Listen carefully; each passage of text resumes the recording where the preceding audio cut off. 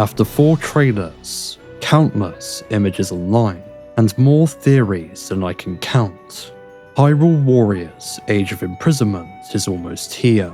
On November 6th, we will finally get to see what truly happened during Tears of the Kingdom's Imprisoning War. From Zelda's arrival to Rauru's ancient kingdom, to the brutal war against the Demon King Ganondorf, we'll witness the full scope of a story that's only ever been glimpsed through memories and inscriptions in Tears of the Kingdom. And now, with the game so close to release, I wanted to share my final predictions and expectations for what we might see, because even after all the trailers, there is still so much that we don't know. Is this truly the founding of Hyrule? Why do the bosses look so different to their Tears of the Kingdom counterparts? Who exactly are Calamo the Korok and the Hero Construct? And what roles will they play in the Imprisoning War? There is a lot for us to unpack, so as a final send-off to months of hype, let's dive into my final predictions and expectations for Hyrule Warriors Age of Imprisonment. First off, let's start with one of the biggest talking points regarding Age of Imprisonment. Will this game be canon? Well, considering Nintendo themselves have stated in both the first trailer and across social platforms that this is a canonical story leading into Tears of the Kingdom, I think it's safe to say that yes, this game will indeed be canon. Of course, there's always a slight chance that Nintendo have pulled another Age of Calamity situation, where wording like a story set 100 years before Breath of the Wild misled a lot of fans into thinking the game was canon when it wasn't. However, this time, I honestly believe there is no trick. I just can't imagine that Nintendo would explicitly state that the game is canon, just to go back on their word for the sake of deceiving people. So for now, I'll take them at their word. Will it hold true once we play it? Well, I guess we shall see in the coming days. Now, let's dive into more of the specifics of the game's story, like where it begins, where it might end, and how these new characters might completely reshape what we thought we knew about the Imprisoning War.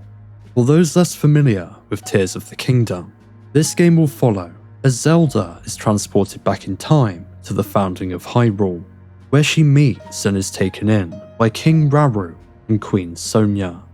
During her time there, Zelda learns about the origins of Hyrule and her own divine connection to both rulers, as she inherited Rauru's power of light and Sonia's power over time. But this era isn't as peaceful as it seems. The Gerudo King, Ganondorf, seeks to overthrow the kingdom and claim it for himself.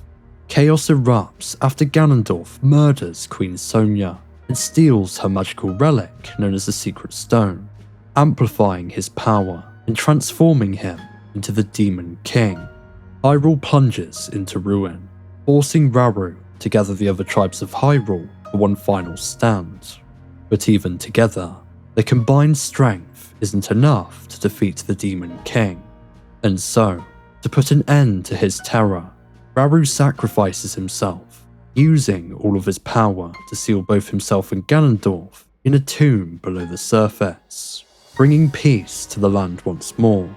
However, Zelda, aware that this isn't the last Hyrule would see of Ganondorf, makes her way to the Temple of Time. There, she receives the damaged Master Sword from Link in the present, and restores its power by swallowing her secret stone and transforming into the Dragon of Light. For countless ages, she wanders in the sky until present day, when Link finally finds and wields the restored Master Sword, putting an end to the Demon King once and for all. When it comes to how this story will be told, we already know where Tears of the Kingdom begins and ends. But what if Age of Imprisonment decides to take a slightly different approach? Rather than simply opening with Zelda falling into the past, what if the game were to start earlier, perhaps from Rauru and Sonia's point of view, showing Hyrule at its peak before Zelda's arrival, setting the stage to make this era truly feel alive? Alternatively, What if the game opened with Zelda narrating the legend herself after the events of Tears of the Kingdom, recounting the Imprisoning War as a story to be passed down through generations?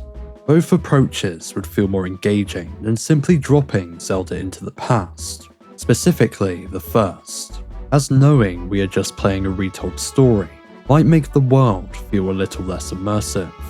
As for the ending of the game, I hope it goes beyond Rauru's sacrifice and Zelda's transformation into the Light Dragon, showing us what becomes of Hyrule after Zelda's departure, maybe even letting us play as the remaining sages in cleanup missions to rebuild the land once more.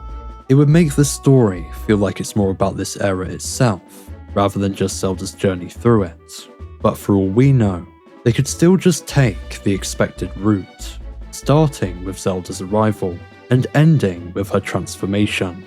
Either way, I'm confident it will still be interesting, but if it were up to me, I'd want these moments to extend beyond what we saw in Tears of the Kingdom's memories.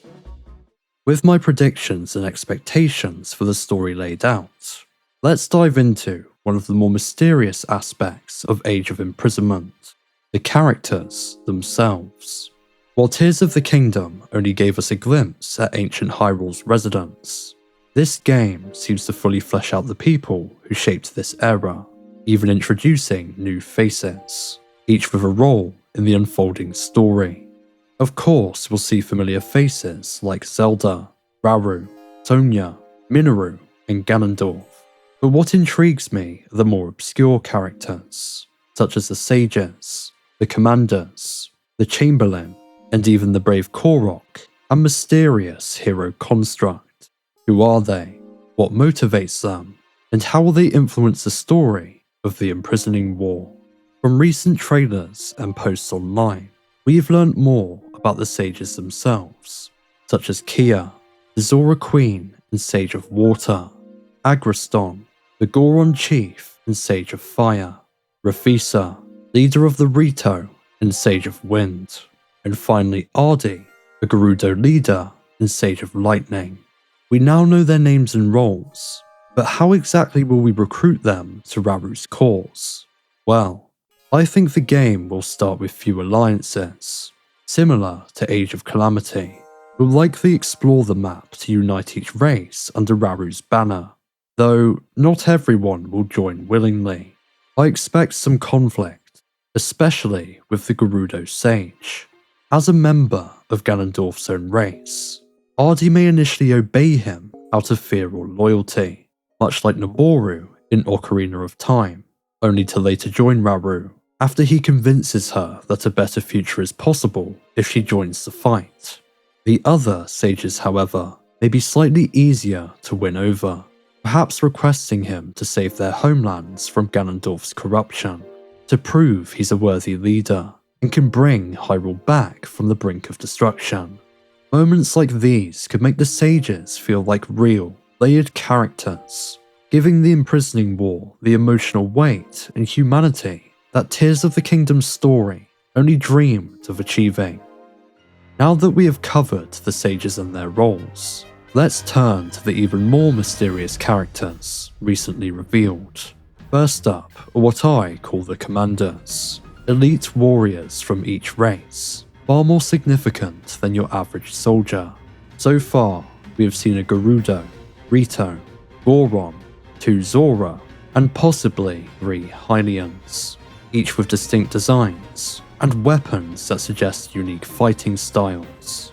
Right now, we know very little about who these characters truly are, or what role they'll play in the story, but if I had to guess, I'd say they'll likely serve as key allies to the sages, through leading armies, commanding troops, and taking charge during large-scale battles, while the sages confront Ganondorf's more powerful lieutenants.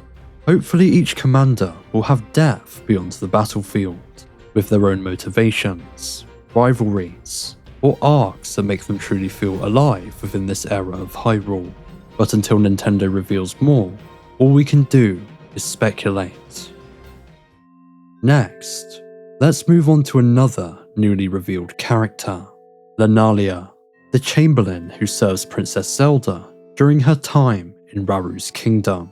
She's another character we know very little about, but one who's already sparked a few theories. Many fans believe Lenalia may actually be the same person who wrote the 13 stone tablets found in Tears of the Kingdom. As her description states, she has a strong curiosity about mystical things and always carries her record notebook with her. It's not a perfect translation, but the meaning is clear enough. If she truly is the author of those stone tablets, then we may get to experience each of those moments firsthand, perhaps even seeing her record them as they unfold. This leads me to believe that rather than being a warrior, Lenalia may serve as a historian, a witness to the Imprisoning War, ensuring that the story of Hyrule's first fall and rebirth is preserved for generations to come. Next, let's discuss another new character, Calamo, the Korok warrior. He was first revealed in the game's third trailer, and so far is the only Korok we have seen in Rauru's Hyrule. His presence alone raises plenty of questions, as Koroks shouldn't even exist in this era. As established lore tells us, the Kokiri only transformed into Koroks after the events of the Great Flood. However, some new, compelling theories may explain his presence and importance within this story. One popular theory is that Calamo isn't just any Korok, but rather the Great Deku Tree himself.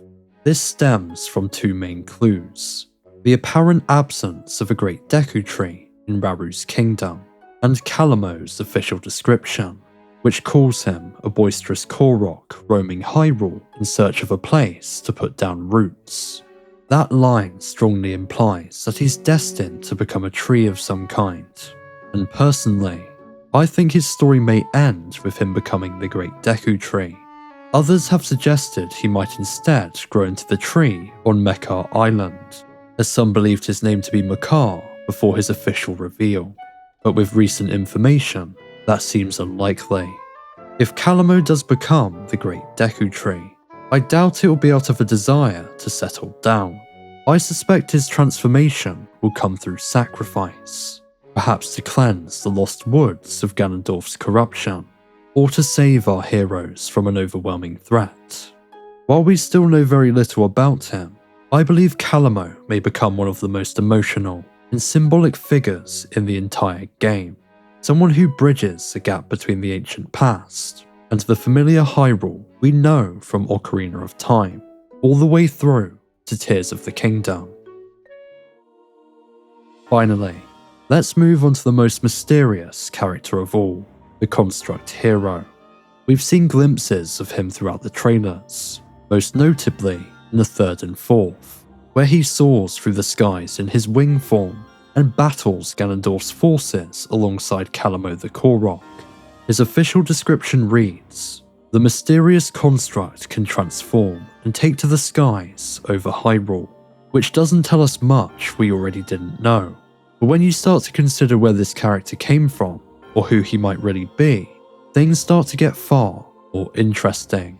There's something about him that just feels so familiar. His stance, his movements, even the way he wields his sword, all seem to echo Link himself. Naturally, this has sparked countless theories, with some believing that the construct houses the spirit of the hero of the sky, while others think he's connected to the ancient hero's aspect from Tears of the Kingdom. While there's little solid evidence tying him to the ancient hero's aspect beyond the similar Zonite armor, Skyward Sword gives us far more to work with. From the echoes of Fi's theme during his initial reveal, to his ability to take flight like the hero of Sky did on his Loftwing, and of course, the fact that Skyward Sword directly precedes this era. But still, I'm not entirely convinced that this construct is the hero of the sky himself. Instead, I think he was created in the hero's image. By this point in time, stories of the hero of the sky would have become legend. Tales of a mortal who descended from the heavens to defeat the original Demon King. making it entirely possible that the ancient Zonai sought to recreate that very hero, forging a guardian in his likeness to defend the kingdom should evil ever rise again. Of course, this is just my own theory, but I believe it's more plausible than the idea of Link's soul being trapped within a mechanical body. But regardless of his origin, I'm most excited to see how he interacts with Zelda, especially since the 4th trailer hints that she may mistake him for the Link she knows in the present day. I'm also curious why he was absent during the final battle against Ganondorf. Was he occupied elsewhere, or perhaps corrupted like the constructs we see in Tears of the Kingdom? Whatever the case, we won't have to wait much longer to find out. With my main predictions for the characters out of the way, I want to quickly touch on another topic: the game's bosses. Those who have played Tears of the Kingdom will recognise Colgira, Marbled Goma, Queen Gibdo, and the Mukdo Rock. Yet in Age of Imprisonment, they appear in forms completely unlike anything we have seen before. Each seems to have undergone a more humanoid transformation. Colgira is no longer a massive ice centipede, but a smaller, more human-like creature with flowing red hair and jagged legs protruding from its body. Marbled Goma, once a towering rock spider, now resembles a Lionel-like beast with a glowing red mane and smaller spider-like legs. Queen Gibdo's wings now drape around her like a dress, giving her a strange, almost human-like appearance that we have never seen before. And finally, the Mukdo Rock, once a tiny octorock that summons a shark made of sludge, now appears much taller, with purple tentacles for arms, able to shift into a more reddish, sludge-like form at will. These redesigned forms are fascinating to me because they all share one striking similarity. They all somewhat resemble Ganondorf himself. Their hair, bodies, even their posture feels more like a man than a beast, almost as if they were moulded in his own image. Which leads me to a darker, more unsettling theory. What if these monsters weren't formed purely from Ganondorf's power, but from people, with each race member twisted into their respective creature? A Rito into Colgira, a Goron into Marbled Goma, and so on. If this is true, it makes the Imprisoning War feel darker and far more personal. We wouldn't just be fighting monsters, but the very people we swore to protect, corrupted and weaponized by Ganondorf's will. My expectations for this, of course, aren't set too high, but the possibility alone would add so much weight to this story, and make the stakes of the Imprisoning War feel higher than ever before. Now, let's move on to what I expect from the roster. I think it's safe to say that almost every character we have seen so far will be playable, maybe apart from the Chamberlain, who seems more like a backlines historian than a frontlines fighter. It's even possible that the boss variations themselves could be playable, considering their smaller size, and Koei Tecmo's tendency to make as many characters playable as possible.